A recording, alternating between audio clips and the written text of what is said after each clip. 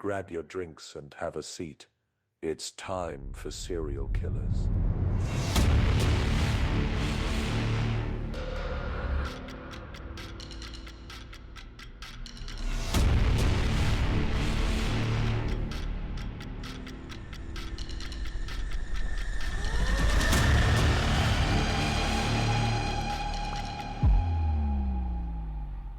What's up, what's up, what's up, what's up, what's up? Hello. Hi.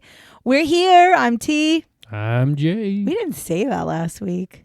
Did you know that? What? We did not say that last week. And we are here to talk about Serial killers serial killers. and drinks and What? bullshit. Yes, we are here to talk about some things. So if you're new here, welcome. If you're not new here, what's up? Welcome back. And thanks for being a complete boss and constantly supporting us. But if you're new here, just a couple things that you might want to know before we get into this episode or any episode ever. We like to keep it real. Banter. We banter, we keep it real. We talk about true crime. Well, we talk about serial killers, and we definitely sidetrack a lot. And we also are extremely raw. So if you don't like swearing or true feelings about criminals, Fucking turn it off. we might not be the podcast for you. And that's okay. And that's You know totally what? okay. Everybody's got their own flavor. Not everybody likes it. It's true, but I have been told that I do have a good podcasting voice. So you might want to stick around just to hear it. And you'll get Kermit the Frog chiming in. You do not sound like Kermit the Frog. Kermit the Frog here. You always say that. It's like, yeah, no, you don't sound like Kermit the Frog. Hey, Fozzie Bear. You've got that weird like thing where you think your voice sounds different than it actually does. Or something. Yeah. I don't know. Anyways, So that's what all. we like to do first is talk about what are you drinking? What am I drinking? Well, thank you for asking. I am actually drinking an iced sugar-free almond Americano with some coconut creamer. Fancy. Yeah. I've had a little tummy issues today, so I needed some bubbles. I'm just going with a Diet Coke. Nothing fancy, nothing crazy, but it helps. And don't come at us for diet drinks. Nope. We're all going to die at some point. Yep. Like, leave us alone. All right, so that brings us to point number 2. Yes. Who are we which talking about today? We are here to talk about, and now those of you who listened last week, this should not come as a surprise to you. But we are going to be talking about Ottis Toole. What? Now, the reason... I'm totally shocked. Now, the reason we're talking about Ottis Toole is because, again, last week we talked about Henry Lee Lucas, who, upon my research, so we found out that he had partnered with Ottis Toole on for a while. So they claim that they worked together on killing people, and I did not realize that, or I probably would have done like a 2-parter episode last week, and I'd be like episode or part 1 be Henry Lee Lucas, part 2 be Ottis Toole, but you know. We live and we learn. So what I had decided to do is change it and do Ottis Toole this week, because for those of you who are new here, the way that I pick our serial killers is out of my 2 serial killer encyclopedias that do exist, and I randomly choose. And so we never know who we're going to get until the day that I pick them. So I switched Unless it up. it's cases like this. Unless it's cases like this where I specifically I'm trying to just keep them together. I don't really talk about Henry Lee Lucas in this one because I just assume that you've already listened to So if you haven't, to Henry Lee Lucas. go back to last No, week and listen. if you haven't, just maybe listen listen to to that it one afterwards. next, Yeah. because it'll make more sense if you can get them kind of back Which to we back. didn't go into too many things with Mr. No. Toole. It's just Henry Lee Lucas Mhm. was taking credit for some of Toole's kills because they knew each other. Well, and they worked together right. to kill people. So And for anybody who thinks that name sounds familiar, I kept sitting there thinking, God, that name sounds familiar. You will find out. I'm not going to say it now, but there is a reason why he would be sounding familiar. So we'll get to that later. bum, bum, bum. So let's talk about Ottis Toole. So Otis's nickname is the Jacksonville Cannibal. Well, that's disgusting. And he has victims 6 to 65 people. It's a big lead. It always is. His murder dates are 1961 to 1983. The locations of the murders are Texas and Florida. His method of murder is stabbing with a knife, shooting, and setting on fire. I've heard of this guy. Part of how he got caught was in his bathroom. They found a bunch of head and shoulders. Oh my God, with your dumb dad jokes. God. That, if you're new here, you'll hear that a lot. Jay thinks that he's a dad joke connoisseur. And for everybody who laughed out there, thank you very much. And the characteristics of his murders are rape, cannibalism, and he was a serial arsonist. Well, serial killer, serial arsonist. Ottis Toole was born in Jacksonville, Florida on March 5th, 1947, and he was born to an alcoholic father. And his mother was also a real fucking winner. She would dress him in girls' clothing and call him Susan. It sounds familiar. Doesn't it sound like Henry Lee Lucas's mother? So again, they must have been in the book club together. For real. So Henry Lee Lucas's mom apparently did the same thing. However, I'm gonna say something here. Do you think there's a chance that Henry Lee Lucas was never actually dressed as a girl, but took Ottis Toole's childhood of being dressed as a girl? Maybe. I'm just well, no, that's not true. Actually, I scratch that because remember, his teachers are the ones who stopped it. Right. So it really did happen. So it's kind of bizarre to me that these two men were born in completely different states, did not know each other, and both of their fucking moms dressed them up as girls. And again, for Ottis, his mom would actually call him Susan. Like she just treated him like he was a girl. Now, he was also sexually abused as a child by different relatives and acquaintances. This includes his neighbor, his older sister. He also says that at the age of 5, he was forced to be with one of his father's friends. And at the age of 12, he was involved in a sexual relationship with a boy that he was in a consensual sexual relationship with a boy. Because that's about the time that he realized that he was gay. Now, his grandmother was also a Satanist, and she called him the devil's child. See, he just had the fucking most awesome childhood. Generational fuck up. Now, she taught him about self-mutilation, satanic rituals, and she taught him how to rob graves. I can't. Sorry. And again, my grandma taught me how to paint. My grandma taught me how to bake rolls and cookies and that kind of shit. I don't know. I mean, thanks, Grandma, for not teaching me to be a grave robber or, to not self-mutilate. I appreciate you. But yeah. And again, for those of you in the world, I laugh because it's uncomfortable. And it is how I cope with uncomfortable things. So don't be coming at me because people get very annoyed that I laugh. And I'm sorry. I just can't help it. If you don't like it, I'm sorry. Now, his claim is that this abuse, that his grandmother was doing, the satanic rituals and the self-mutilation and stuff, started after he told his family that he was gay. So once he figured out that he was gay, he tells his family, and then his grandma starts calling him the devil's child. She's teaching him how to self-mutilate. Because back then, she probably hated him for it, to be honest with you, which is so crazy. Now, he was also beaten by his brothers on a regular basis. And when he was a child, he would regularly run away from home. Good choice.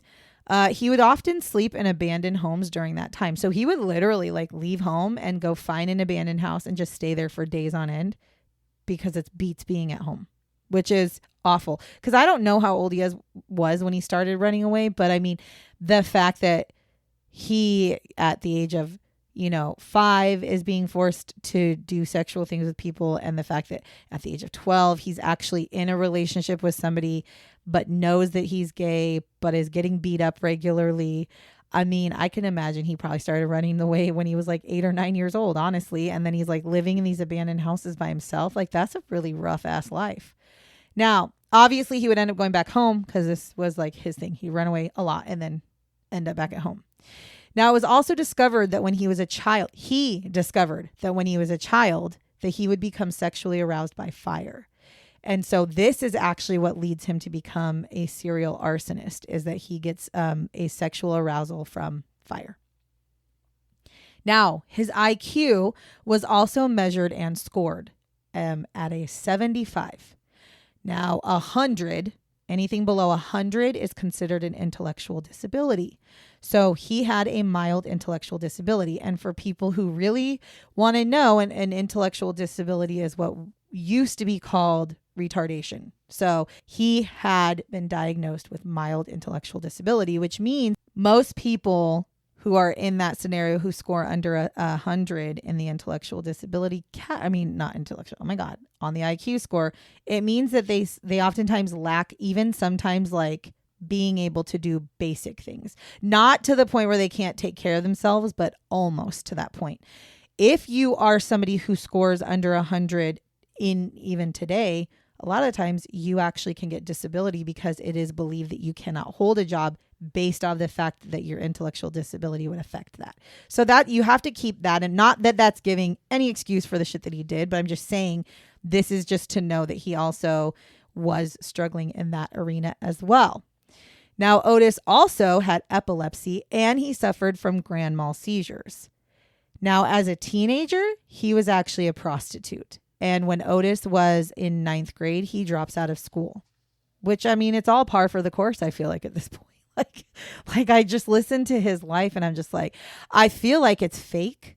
I know it's not, but I feel like it's fake because I just look at this guy's background. I'm just like, how do you survive? How do you survive that life? And I know people do it, but I don't understand how.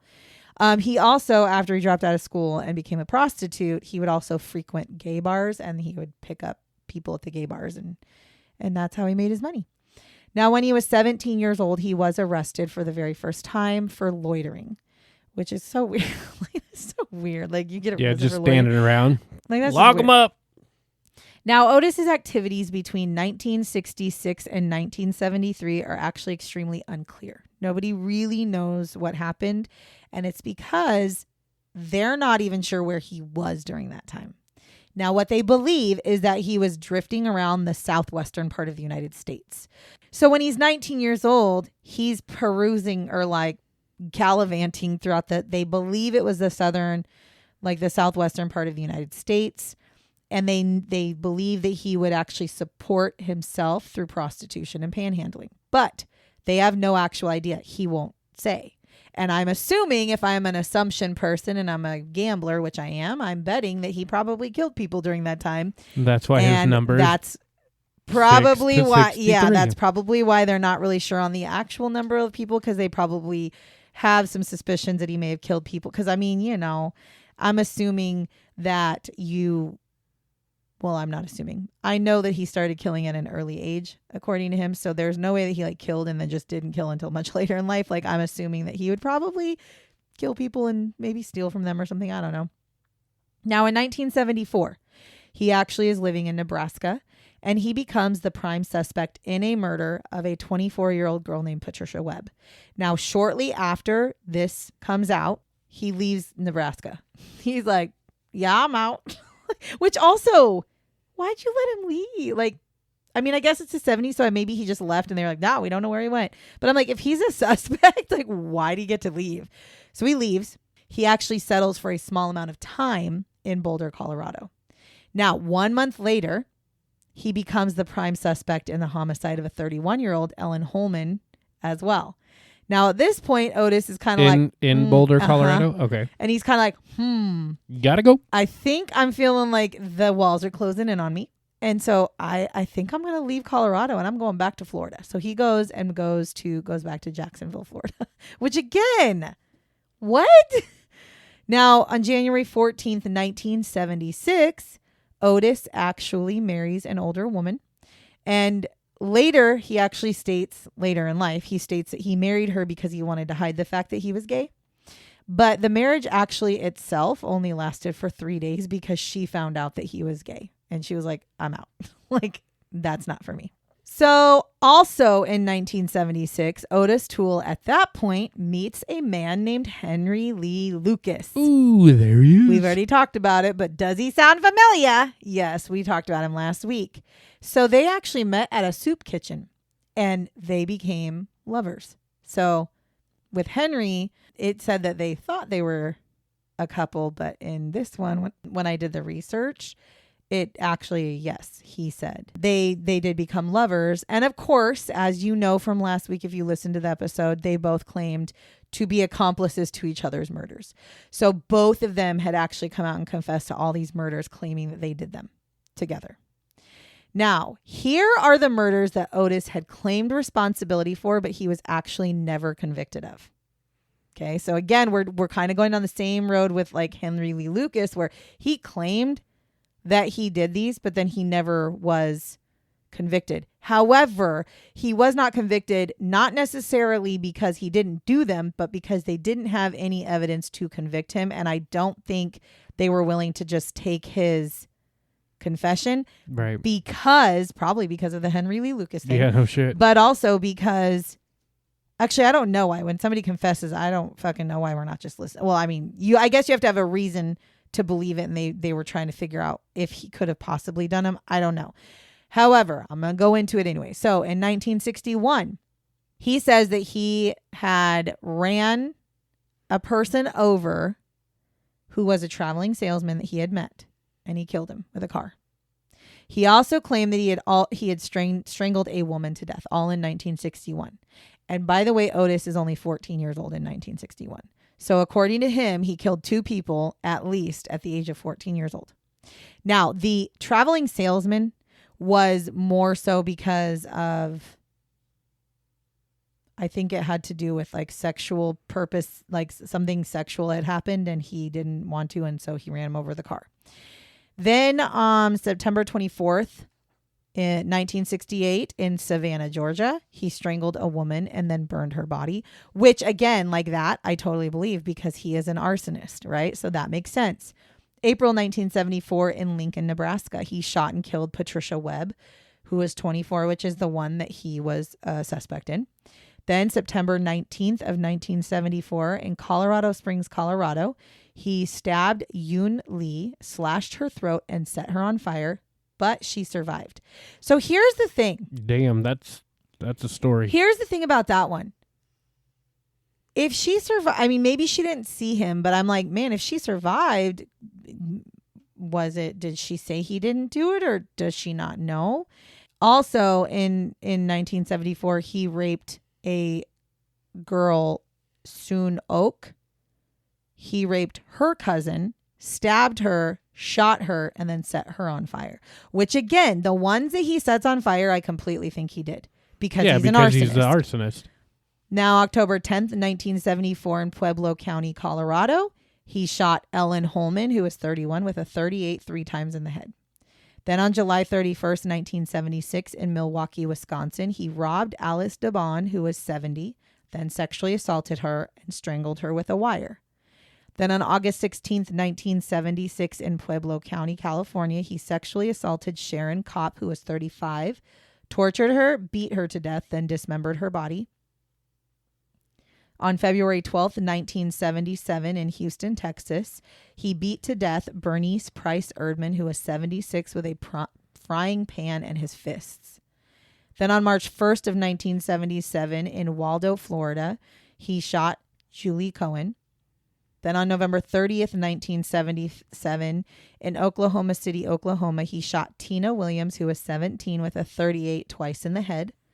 Then on December 19th, 1977, in Houston, Texas, he used a shotgun to shoot and kill John Carter Swint, who was 66 at the time, and he shot him in the back of the head. Then on January 8th, see, like that one, I'll be honest with you, with that one, I don't know, because most of his victims were females.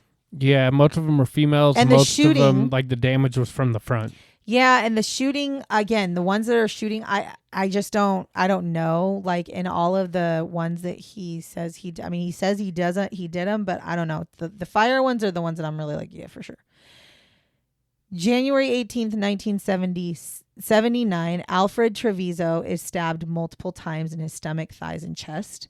Then on February 6th, 1980 in Pensacola, Florida, David Schellert was 19 and he was shot in the head 5 times. This is where you might know him from. July 27th, 1981 in Hollywood, Florida. Yeah, I was just under a year old.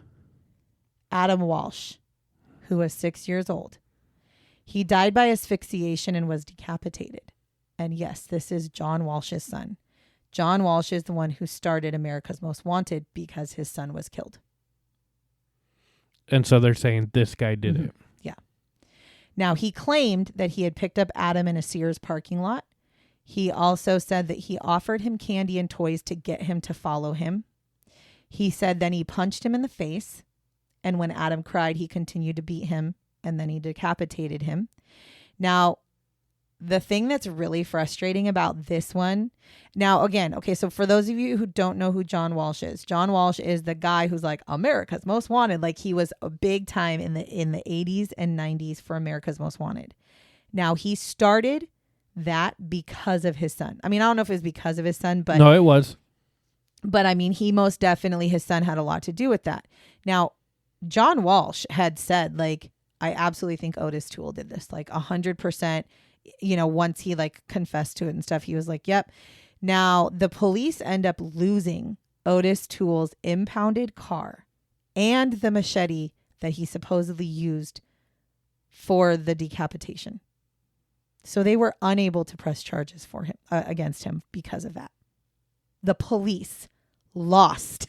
I don't know how the fuck you lose an impounded car, but they lost the car, which would have maybe potentially had Adam Walsh's blood in it from being decapitated. At the very least, maybe the machete. And they would have been able to charge him. And they could not charge him because they lost all the evidence. Like, what kind of a fucking piece of shit are you? Big one, apparently. So on January 4th, 1982, a man named George Sonneber was barricaded in a boarding house with Ottis in Jacksonville. Now, Ottis sets the house on fire, and George is so badly burned, he dies a week later from the injuries. I have no idea why he did it, but he did. Then in February of 1983, in Walton Beach, Florida, Ada Johnson, who's 19, is shot in the head. And then in Tallahassee, Florida, Sylvia Rogers, who's 19, is strangled to death. Now, April of 1983, Ottis is actually arrested for an arson incident in Jacksonville, Florida. Now, while he's in custody, he ends up confessing to the murder of George Sonnenberg, which is the guy that was burned in the house. Now, he states while he's on trial for this murder that he did not light the fire, but he signed a confession so that he would be extradited back to Jacksonville. So that's what he tells them. He's like, well, I didn't actually do it, but I just wanted a free ride back to Jacksonville. Yeah, I basically just want to be back in Jacksonville to go to, do my time for the arson in Jacksonville. Now, on April 28th, 1984, he is actually found guilty of first-degree murder, and he is sentenced to death. Later that year, he's found guilty of another murder and is given another death sentence. So he's got 2 death sentences on him. Now, he does try to appeal both of the death sentences, which is successful, which is very rare. Like a lot of times it's not. They're like, denied. So he is successful, and actually both of his death sentences get commuted to life in prison. So he gets life sentences. Now, while he is in prison serving his life sentences, he actually pleads guilty to 4 more murders in 1991, and he is given 4 more life sentences. So Ottis Toole actually ends up dying in prison on September 15th, 1996. He died from cirrhosis of the liver, which I always find funny because you've been in jail for a long ass time, bro. So you must be drinking that prison wine. Get that prison juice. Yeah, he's drinking that prison wine because that's cirrhosis of the liver is like from alcohol. So that's weird. But you might get into the shots, but I haven't heard where he's the cannibal guy. Oh, you'll hear it. All right. So he dies of cirrhosis of the liver, and his body was never claimed.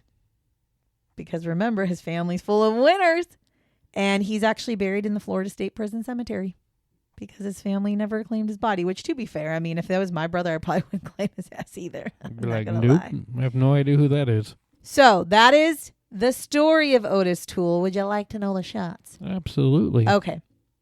So Ottis Toole claimed to have committed 108 murders. Damn. With Henry Lee Lucas.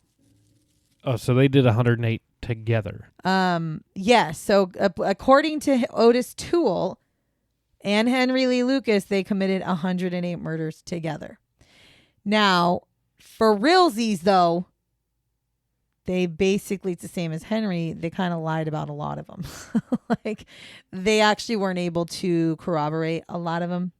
Police would, like, look into them and then find out, like, well, that would be almost impossible for you to come from this location to this location, and they're only a day apart, but it would take you, like, you'd have to drive nonstop for 24 hours, and for you to be able to get there and do that, and it doesn't really make sense, right? So they were able to kind of be like, probably not. However, I started thinking about this. Maybe they didn't do them together, but planned them together and split up. So I started thinking about this, and I started thinking one of the big things they keep saying is, well, there's no way that Henry Lee Lucas could have done, because, you know, Henry Lee Lucas claimed 600 murders. And they're like, there's no way that he could have done all those, because that means he would have had to drive this many miles, this many thousands of miles in his beat up ass fucking station wagon. That's not possible. But then I start thinking about it, I go, but what if Otis and Henry planned to murder and they're in two different states at the same time? And then what if they murdered and then called each other and talked about it and got their kicks off that way? Like, how do we know that they were not necessarily, like, how do we know they weren't not together? Right. Like, how do we know? Or maybe they were like, one's on the phone while the other one's killing. Like, there's a million ways that this could have happened to where they didn't necessarily have to both be at the place at the same time. Food for thought. Just food for thought. Chew on that. Then December of 2008, police actually definitively say that Ottis Toole was responsible for the murder of Adam Walsh.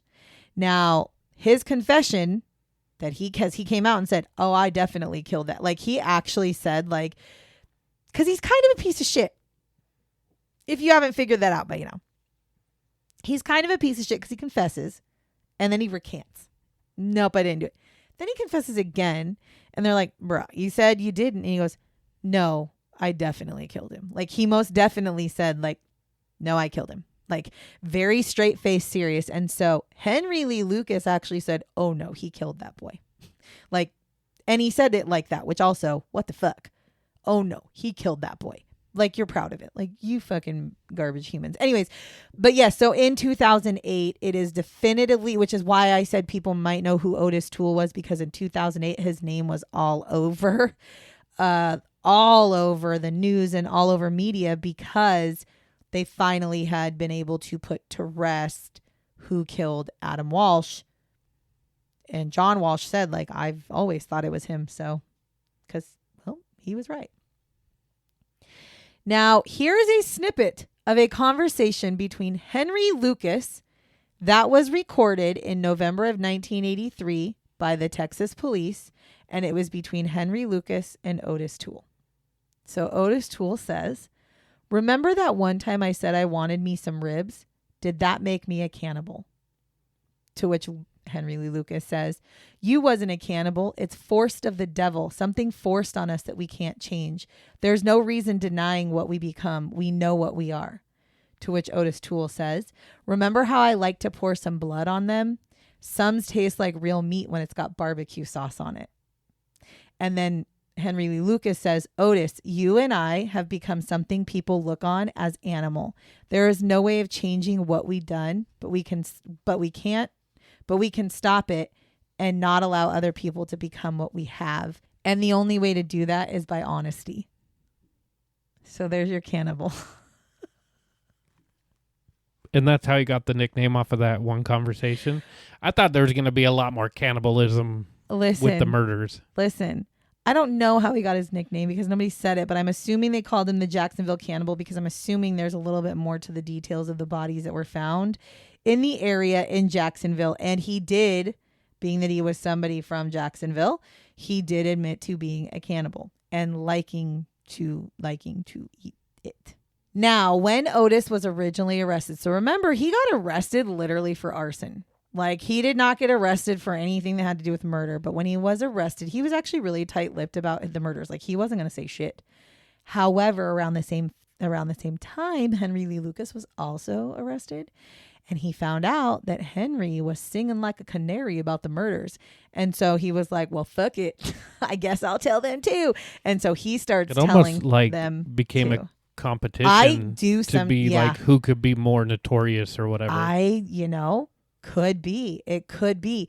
You don't know. I mean, they're serial killers, for God's sakes. And so, listen, I don't know. All I know is that Ottis Toole and Henry Lee Lucas go hand in hand. So I had to get them done together because technically they should have actually been talked about together because they didn't kill together though. Like they weren't, they said they were partners, but they didn't, none of the people they were found guilty of murdering, none of them were together. But when you get two serial killers together, there's no way they didn't murder somebody together. And the way they talked about it, they had to have. Well, and they were lovers too. So you have to remember they also cared about each other enough anyways to where you think about it, they had the same kind of fucking fucked up childhood. Yep. They've definitely had ways to connect. And so they found a way to...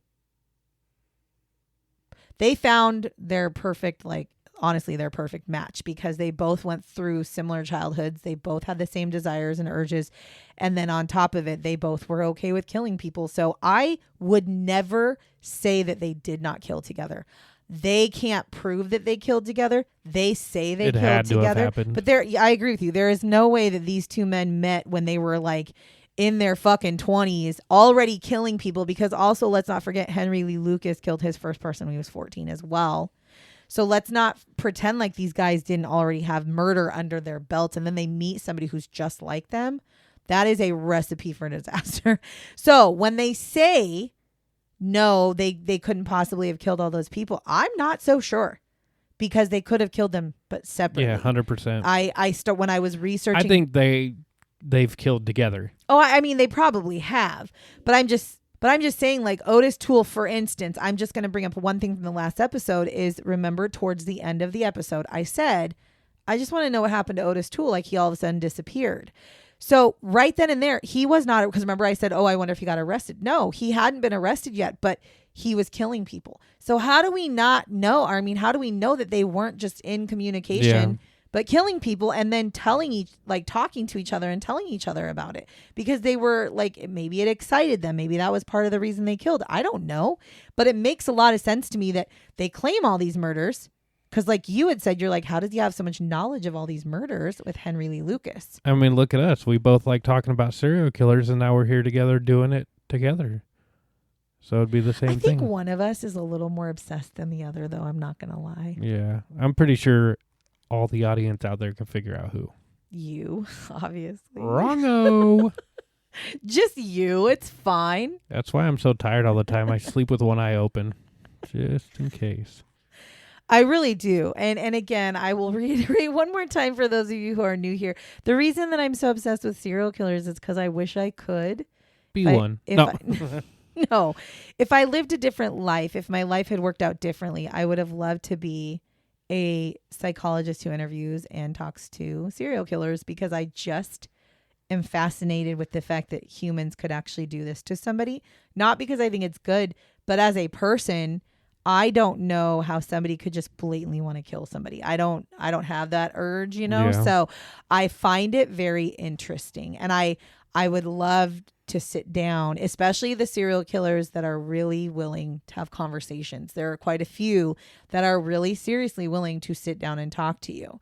And I would have loved, honestly, the one person that I think would have been fascinating to meet would be Ed Kemper, because he was so willing to sit down and have a conversation with people about his crimes and why he did them and what he felt. And it's that's so crazy to me that somebody can articulate all of that and just be yep, this is just what I do. No big deal. Whatever. It's people who are afraid of heights and people who aren't. What makes that difference? Correct. And being that I'm a psychology major, I know mental health, how a lot of the times has a lot to do with it, which is why I always say we don't use mental health as an excuse for your bad behavior, because just because you had something bad happen in your life and you have mental health issues, or maybe you were born with mental health issues, you still have consequences. Yep. Anyways, that is the story of Ottis Toole. Thank you so much for being here and listening to us. If you like the banter, if you like the we didn't story, banter so much today. We do sometimes. If you like but if you like the vibe that we be throwing, situation, yeah, continue to listen. Please do. If this was your first time and you hated it, sorry. Not That's sure what else I can say. you know it's what? okay. I don't mind. We ain't for everybody. No. We and ain't to be everybody's cup honest of with tea you- because some of us like sugar and some of us don't.